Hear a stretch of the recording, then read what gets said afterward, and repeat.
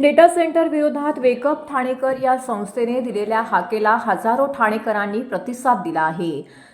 आज सकाळी 10 ते 12 वाजेच्या दरम्यान हजारो ठाणेकरांनी प्रस्तावित अॅमेझॉन डेटा सेंटरच्या बाहेर एकवटून डेटा सेंटरला हद्दपार करण्याचा निर्धार केला। दरम्यान या आंदोलनामध्ये सहभागी झालेल्या मनोज प्रधान यांनी डेटा सेंटर विरोधातील हा लढा अराजकीय असणार असून आमचे पाणी वीज पळवून आम्हालाच त्रासदायक ठरणारा प्रकल्प हाणून पाडणार असल्याचा इशारा दिला आहे। बाळकूम येथील 53 एकर भूखंडावरती अद्यावत डेटा सेंटर उभारण्यात येणार आहे। या डेटा सेंटरसाठी दररोज 12 दशलक्ष लिटर शुद्ध पाणी आणि अमर्याद विजेचा पुरवठा करण्यात येणार आहे।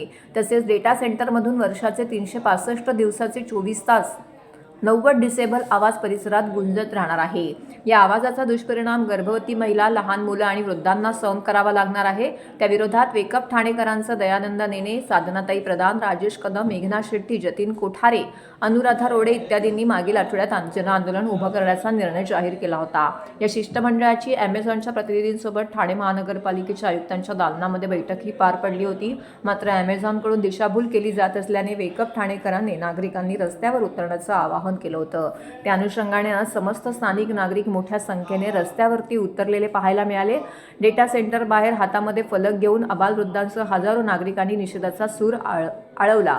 आजूबाजूच्या सोसायट्या, बाळकूम गाव, कोलशेट, ढोकाई येथील हजारो नागरिक या आंदोलनामध्ये सहभागी झाले होते। सर्व आंदोलकांनी हा डेटा सेंटर बाळकूम येथे होणारच नाही यासाठी आम्ही यापेक्षा उग्र आंदोलन छेडणार आहोत असा इशारा देखील दिला आहे। आपल्या मागे एक 53 एकरमध्ये एक डेटा सेंटर येत आहे। आता आपल्याला समजून घेतलं पाहिजे की एका डेटा सेंटर आणि एक हायपर स्केल डेटा सेंटरमध्ये फरक आहे। इथे जे येतं ते एक AI जनरेशनसाठी हायपर स्केल डेटा सेंटर येणार आहे। एका हायपर स्केल डेटा सेंटरसाठी सर्वात जास्ती काय लागतं तर पाणी लागतं। ह्या ठाणे शहरात आपण 31 MLD पाणी ऑलरेडी कमी आपल्याला मिळतं आहे आणि आपले आयुक्त म्हणतात की 12 MLD पाणी आपण त्यांना प्रॉमिस केलं। आमचा पहिला आक्षेप त्याच्यावर आहे की यांना पाणी देताच कामा नाही। दुसरं 422 मेगावॉटच्या इलेक्ट्रिसिटी यांना पाहिजे। 192 जनरेटर्स या ठिकाणी आहेत। आमचा त्याला विरोध आहे। ह्याच्यामुळे आजूबाजूच्या 4-5 एकर परिसरामध्ये उष्णता वाढणार आहे। त्याच्यामुळे आम्ही या सगळ्यांना विरोध करतायत। यांच्या फक्त 150 नोकऱ्या हे देणार आहेत असं अॅमेझॉन स्वतः सांगते। त्याच्यातही 100-125 तर फक्त सिक्युरिटीच्या आहेत। ह्या गोष्टीचा कुठेही फायदा ठाणेकरांना नाही। जे एक हमिंग साऊंड येणार आहे 365 दिवस 24 तास जे हमिंग साऊंड येणार आहे त्याच्याने लोक बेजार होणार आहेत। आजूबाजूला एकही फ्लॅट विकला नाही जाणार आणि जे राहत आहेत ते विकून निघून जातील। या सगळ्या गोष्टी ठाणेकरांनाही कळल्या पाहिजेत, जगभर कळल्या पाहिजेत। महाराष्ट्र गव्हर्नमेंटचे डोळे उघडले पाहिजेत की ह्याला जी परवानगी दिली 8/2006च्या टाउनशिप ॲक्ट खाली ते इमिजिएटली रिवोक करा। आमचं स्पेसिफिक म्हणणं असं आहे की स्टेट गव्हर्नमेंटनी रेग्युलेशन फॉर डेटा सेंटर्स बदलावं, नवीन लेजिस्लेशन आणावं आणि त्याच्या अनुषंगाने परवानगी द्यावी। बघा, सर्वात प्रथम आहे ना, राजकीय हे लेबल मीडिया आम्हाला लावते। तुम्ही आत्ता म्हणालात ना, आम्ही सामान्य ठाणेकरच आहोत, कारण जो त्रास इतर नागरिकांना होणार आहे त्या त्रासात ना आम्हालाही जावं लागणार। इकडे डेटा सेंटर झाल्यानंतर अख्ख्या ठाण्याला जितकं पाणी लागतं त्याच्यापेक्षा जास्त पाणी एकटं डेटा सेंटर घेणार। अख्ख्या ठाण्याला जेवढी वीज लागते त्याच्यापेक्षा जास्त वीज यांचं हार्डवेअरसाठी वापरणार आहे ती लोक। डिझेल वापरणार आहेत, त्यांनी वायू प्रदूषण होणार, ध्वनी प्रदूषण होणार, पाण्याचा नाश। तुम्ही बघताय मागेच हा प्लॉट आहे ना तो 54 एकरचा आहे। मग आम्ही त्यांना तेच विचारतोय की तुम्ही आम्हाला जे विचारताय की तुम्ही विरोध का करता, तर आम्ही त्यांना विचारतो की तुम्ही का इन्सिस्ट करताय की एवढ्या भर वस्तीमध्ये तुम्हाला डेटा सेंटर सारखा एक एवढा राक्षसी प्रोजेक्ट आणायचा आहे, याच्या मागे कारण काय?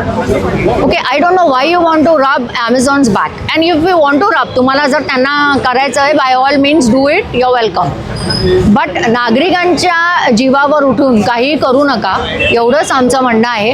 आम्ही नाही सिस्टमच्या विरोधात आहोत, नाही अॅमेझॉनच्या विरोधात आहोत। रोजगार वगैरे काहीही मिळणार नाही आहेत, कारण हे अतिशय हायली स्किल्ड जॉब आहेत। त्याच्यामुळे ॲक्च्युअल जे जॉब जनरेशन होणार आहे ते खूपच कमी आहे।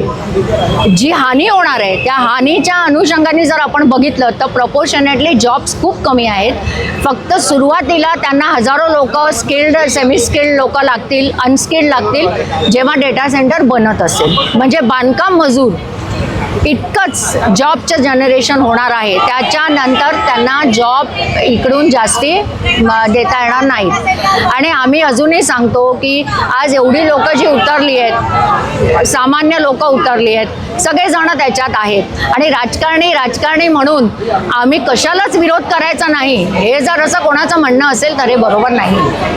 Thank you madam. माझं नाव अनुराधा रोडे. मी इथे आज लोढा लक्झुरिया सोसायटीतून सेक्रेटरी म्हणून इथे आलेली आहे. हा जो डेटा सेंटर बनत आहे हा आमच्या सोसायटीच्या एक्झॅक्ट समोर त्या बाजूने आहे. 2 दिवसापूर्वी आयुक्तांबरोबर ह्या डेटा सेंटरच्या संदर्भात ॲमेझॉनची काही लोक रिप्रेझेंटेटिव्ह इथे आले होते. वेकअप ठाणेकर, residents forum of Lodha, residents forum of BAPA, Claramount, Westgate, Luxuria, Casa Viva या सगळ्या सोसायटीचे रिप्रेझेंटेटिव्ह ऑफिस बेअरर्स जाऊन आयुक्तांना भेटले. आणि जेव्हा हे डिस्कशन चालू होतं तेव्हा त्यांना सगळ्यांना फक्त एकच प्रश्न होता की ना आम्ही गव्हर्नमेंटच्या विरोधात आहोत, ना आम्ही कुठल्याही डेव्हलपमेंटच्या विरोधात आहोत. जी डेव्हलपमेंट आमच्या देशामध्ये येते ती तुम्ही त्यांना आम्ही कुठल्याही CSRच्या विरोधात नाही आहे. पण हा जो डेटा सेंटर तुम्ही मिडल ऑफ ठाणे म्हणजे जो जागा तुम्ही निवडलेली आहे त्याच्या बाजूने लाखो लोक राहतात सध्या. आणि ह्या लोकांचं आयुष्य पणाला तुम्ही लावताय. ऑलरेडी ठाण्यामध्ये भरपूर रिसोर्स क्रंच आहे. एकदा लाईट गेली तर एक ग्रीड निघून जातो.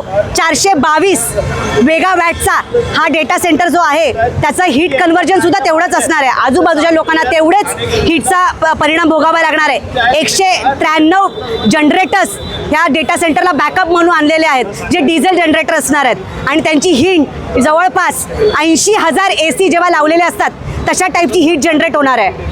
ते लोक सांगतात की आम्ही ह्या डेटा सेंटरसाठी पाणी वापरणार नाही आहे. पाणी नाही वापरणार तर तुम्ही एअर कुलंट वापरणार आहात. एअर कुलंट म्हणजे काय की एक प्रकारे लावलेला AC तुम्ही आत थंड होत आहे आणि बाहेर गरम होत आहे.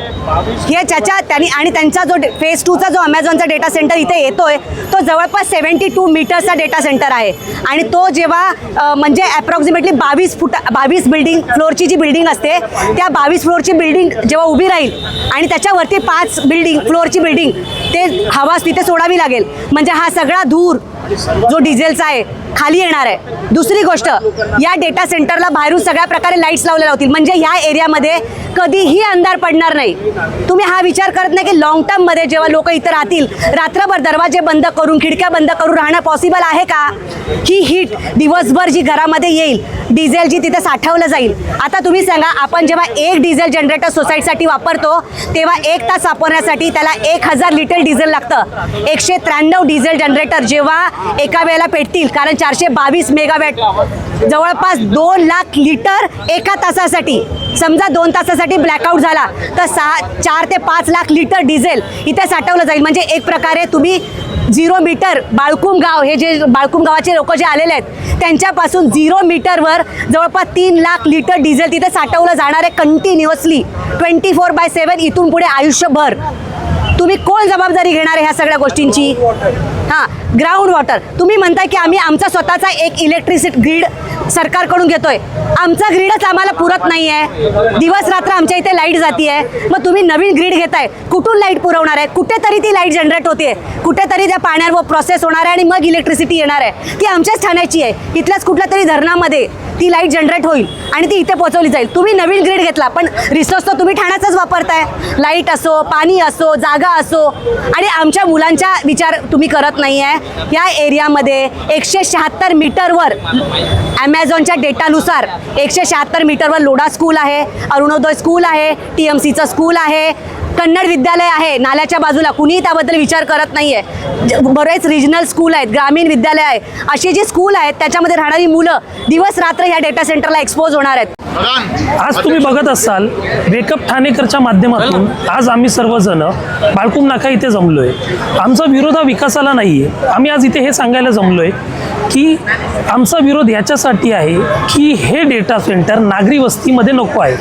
कारण आम्ही अनेक तज्ज्ञांशी बोललो, वकिलांशी बोललो, सरकारने ज्या पॉलिसीज आणल्या त्या सर्वांचा अभ्यास केल्यावर असं आढळलं आहे की हे डेटा सेंटर आल्यानंतर इथे राहणाऱ्या लोकांच्या जीवनमानावर परिणाम होणार आहे. त्याचबरोबर ठाणे शहराची हक्काचं पाणी, वीज आणि पर्यावरण हे डेटा सेंटर भविष्यात हिरावून घेणार आहे. त्यामुळे या डेटा सेंटरचा विरोध करण्यासाठी आज आम्ही सर्वजण इथे जमलो आहे.